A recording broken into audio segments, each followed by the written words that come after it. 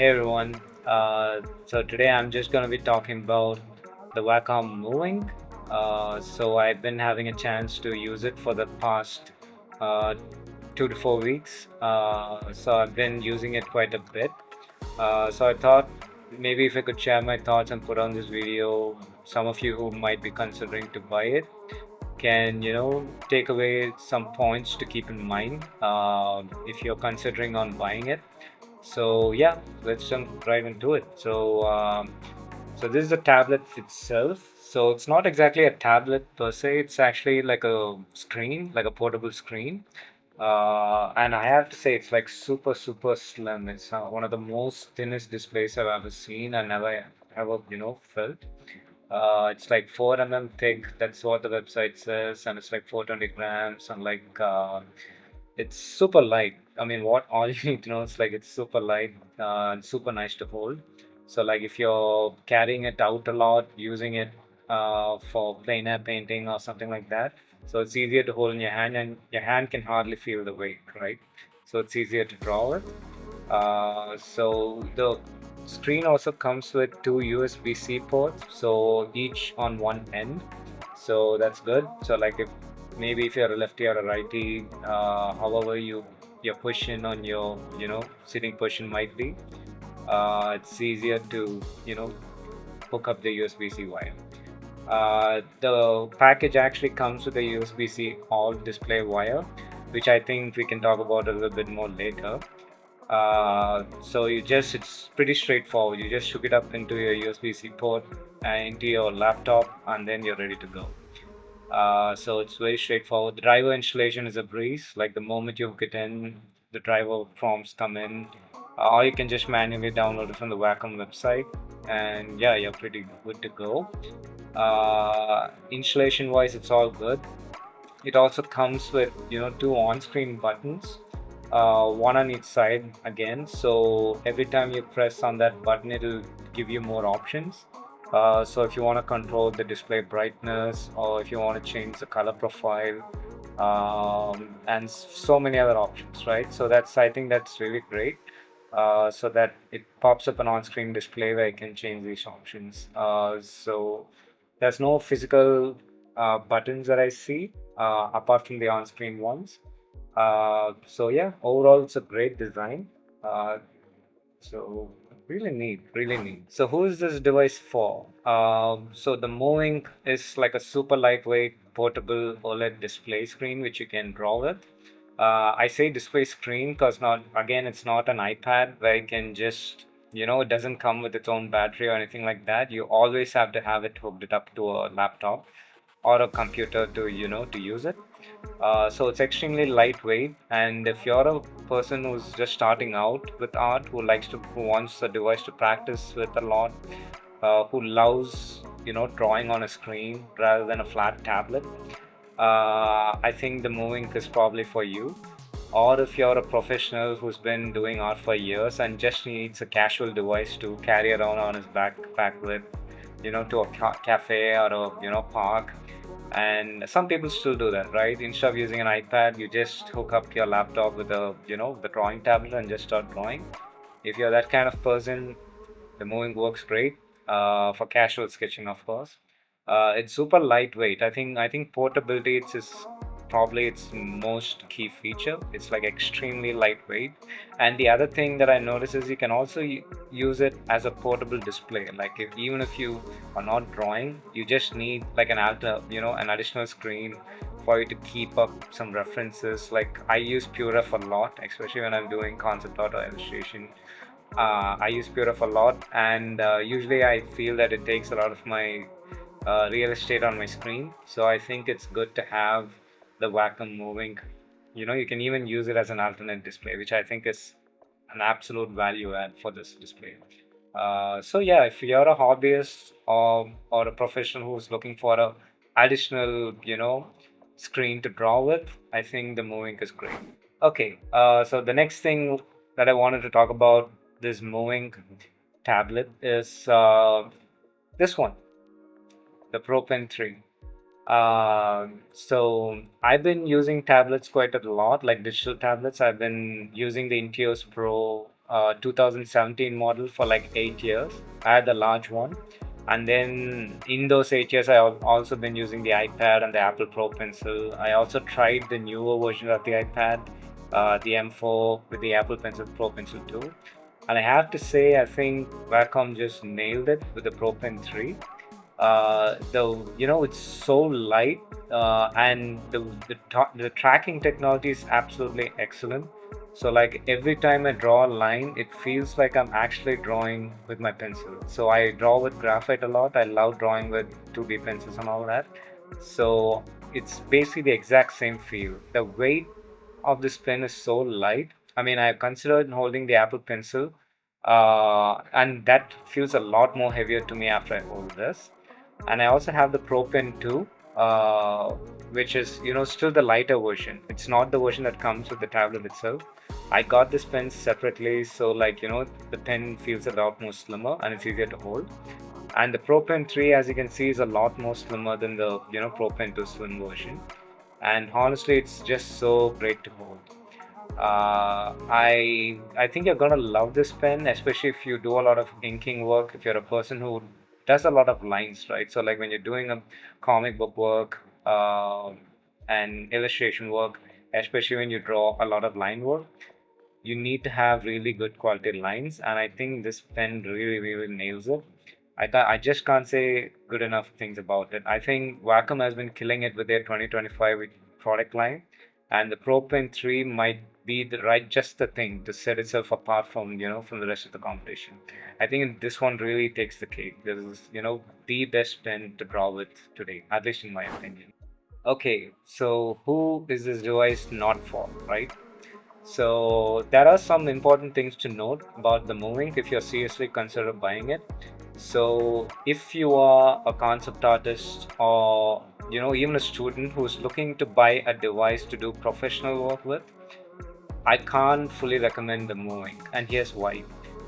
So the first thing about the Movink, which I think is the limitation, is like if you're doing some very detailed work with it. So maybe you're doing a concept art piece with it, or a very detailed illustration with a lot of details and all that. Immediately the limitations of the Movink becomes obvious. First, the HD resolution. So the moving screen, even though it's OLED, it's just a 1090 by 1080 pixel screen. So which means there is quite a bit of pixelation, especially when you're working with a lot of detailed images and you're zooming in. You can see the pixels actually popping out. And some of the details are sometimes a little hard to see. So I'm always like zooming in and out to see those details clearly. The brightness of the screen is like it's good, but again, when you're doing a lot of detail work, yeah, I would say it's like a little difficult to see sometimes, even though I maxed out the brightness on mine. Brightness is like a bit of an issue, especially when you're doing professional work. The other thing that I want to talk about is the ergonomics, the seated position. So like when I'm drawing with the moving, this is my first time drawing with an on-screen display, by the way. I never worked with a Cintiq. So every time I'm looking at it, my neck is always looking down. And 2 days after I'm using the moving, my neck starts hurting like really bad. And immediately I knew this device is not for me. Because I'm a guy who's like, just like any other illustrator who does this for a day job, I sit and draw for like a long time. I spend hours on, in this chair, sitting and drawing. And if my neck is gonna keep, this way, seated like this, I know my neck is not gonna take it. So I've been drawing with the Wacom Intuos Pro, which is not a display screen. It's just a flat tablet. I've been using it for 8 years. Never had any issues with my neck or my hands or whatever. No problem. But just 2 days after using the moving, my neck starts hurting. And yeah, immediately I knew I can't use this device in the long term. So Wacom has thought about this, by the way. So like, so there are some things that you can do to help with this. So one thing you can do is buy this. What this is the moving stand, sold separately. So it doesn't come with the device itself. It's something that you have to buy separately. And I have to say, it is quite remarkable. I mean, it's pure steel, so it can hold a lot of weight. It doesn't. It's not at all wobbly. Even if you're putting your palm on it, even if when you're drawing, if you're resting your palm on the screen, it doesn't just wobble and fall off. It's actually super sturdy.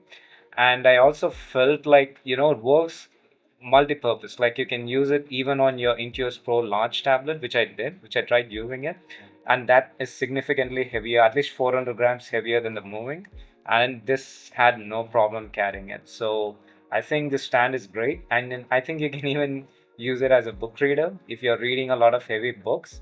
I think, yeah, you can just pop the stand up to, even lay some books on it and start reading. So it is an excellent, accessory. But here's the thing: the price. The price is quite ridiculous. I think it's like super expensive. It's like on top of the Moving's price, you'll be paying an additional, 6,000 or 8,000 rupees. I'm not exactly sure. It's listed on their website.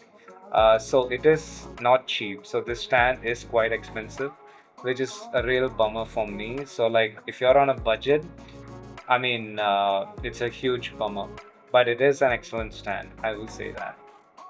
Okay, next con with the Movic, right?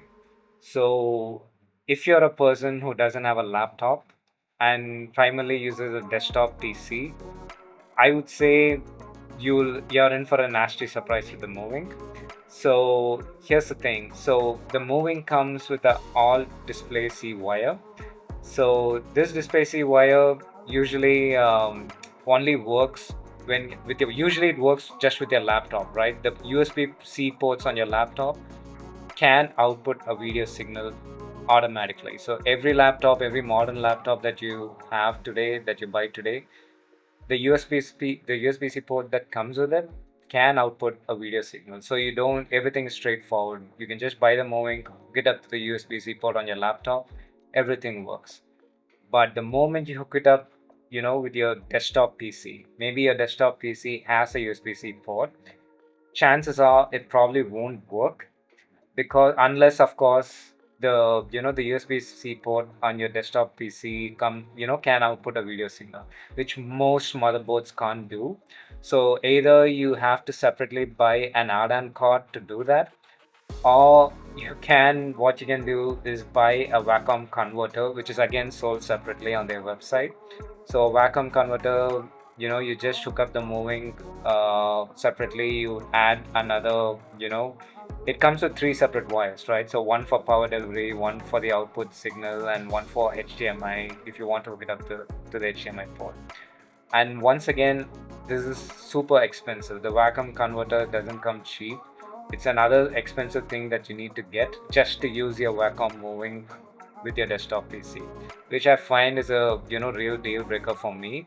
Considering buying the Moving and the stand and the converter, the price automatically starts bubbling up, right? At that point, I would say it makes much more sense to just get a Cintiq, or just stick with the no nonsense Intuos Pro tablet.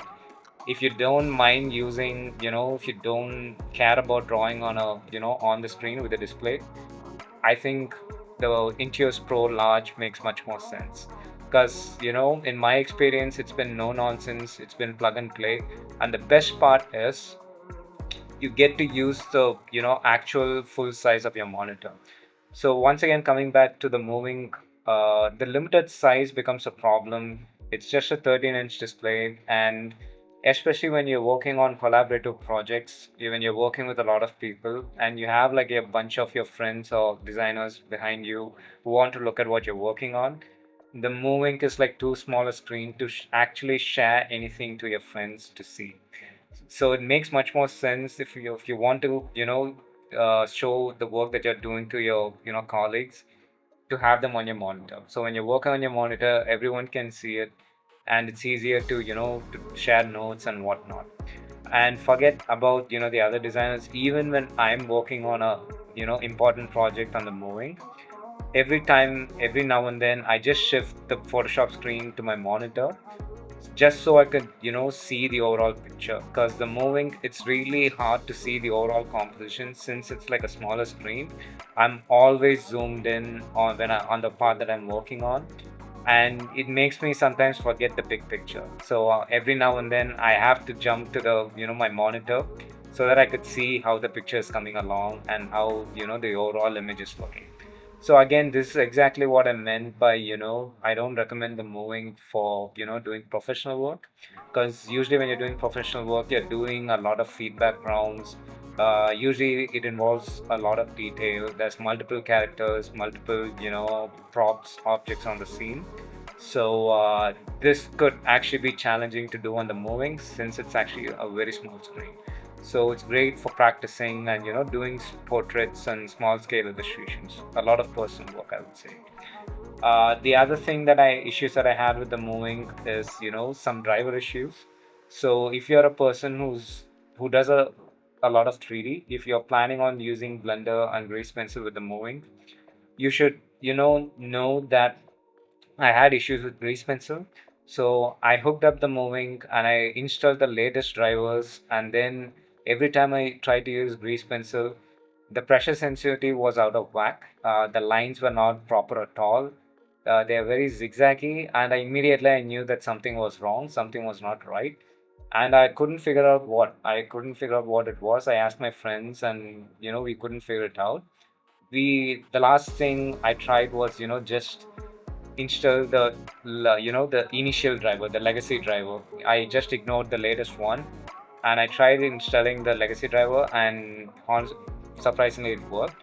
So Wacom, I'm not sure they really Blender people are their target audience.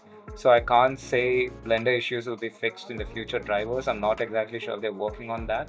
But just to be on the safer side, if you're a person who does a lot of sculpting, ZBrush, and 3D work, I would say driver issues, even without the driver issues, the smaller screen is going to be very limiting for you, especially when you're doing work like sculpting and Blender and all that. So yeah, so these are my main cons with the device. Okay, so to sum up, this moving, it's a really, really neat device, really compact, really great. But I would say it's definitely not meant for heavy client work. So if you're looking for using this device 24 hours a day for your primary work life, I can't recommend it. I would say just go with the Cintiq. Cintiq is great. So I think even though I haven't used it, I know it works a lot differently than the moving. It comes with its own stand, so ergonomics wise, you're covered. You don't need to bend your neck. You can actually have a proper seated cushion to draw with, and the larger screen is great, right? So I think the minimum size for a Cintiq is 16-inch. So I think that's good, but still expensive in my book. So I would say if you're looking for a device for professional use, either go with the Intuos large model. Even though it doesn't come with a display, it works great. You can use your full monitor size to work with. So or just get a bigger Cintiq if that's in your budget. The moving, once again, like if you're a hobbyist or looking just for doing casual work, you're not exactly planning on doing a lot of professional work. You just need a casual device to draw with, to do portraits, or to do small scale illustrations. I think the moving is great.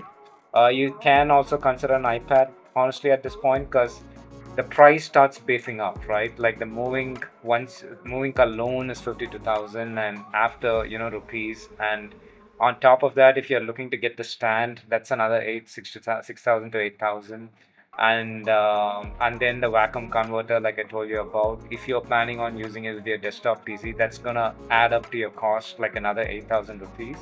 So it doesn't quite make sense. So in that budget, you can actually buy an iPad, or you can just buy a Cintiq, or the largest version of the Intuos Pro model, which still comes with the Pro Pen 3.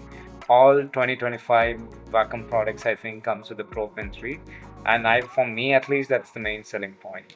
So I hope this video really helps you make a decision. The moving is great and all, but again, seriously consider what you're going to be using it for. If you're using it for professional work, I would say again look elsewhere. But if you're looking to buy something that for casual use or for a person who's traveling a lot, the Movink is definitely your device. So yeah, until next time, guys. Thanks.